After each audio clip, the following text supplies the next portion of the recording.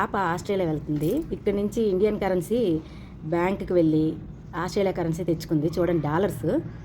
ఆస్ట్రేలియాకి dollars అంటాం, మనకు రూపాయలుగా దాన్ని అక్కడ కరెన్సీని డాలర్ అంటాము.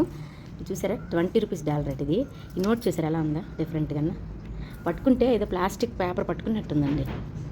భలే ఉంది కదా, ఈ ట్రాన్స్పరెంట్గా ఎలా ఉందో, బాగుంది. చూసారా, ఇది $100 నోటు. ఇది పాతదంటండి. ఇవేమో ఇప్పుడు రీసెంట్గా కొత్త పట్టాలి, 20 రూపీస్ డాలరు. ఇది వాళ్ళు గుర్తించడం ఎలాగని చెప్తున్నారు. దీని మీద 20 రూపీస్ అని 20 ఉంటుంది. ఈ నెంబర్ ఏంటంటే ఒకసారి ఇది మిర్రర్లా కనబడుతుంది, ఒకసారి నెంబర్ కనిపిస్తుంది, అట్లా ఉంది. అట్లాగే ఈ బరడు మధ్యలో బరడుని చూసారా, ఈ బరడు ఇది మనకి బాగా దగ్గర నుంచి చూస్తే బాగా కనిపిస్తుందండి. ఈ బరడు అయితే ఇలా అంటే ఇలా కూర్చున్నట్టుంది, ఇలా అంటే ఎగురుతున్నట్టుంది. అది అంటే ఒరిజినలా కాదా అని తెలుసుకుందికి ఈ ఆర్బీఐ దాంట్లో ఇట్లా చెప్తారంట. ఇది ఆస్ట్రేలియన్ రిజర్వ్ బ్యాంక్లో ఇది ఒరిజినలా కాదా మనం తెలుసుకుందికి ఈ విధంగా చెప్తారటండి. ఇవి ఇప్పుడు కొత్త డాలర్స్ అన్నమాట, 20 రూపీస్ డాలర్. ఇది ఆస్ట్రేలియన్ డాలర్. ఇది 10 రూపీస్. ఇది అది $10, 10 రూపీస్ కాదు, $10.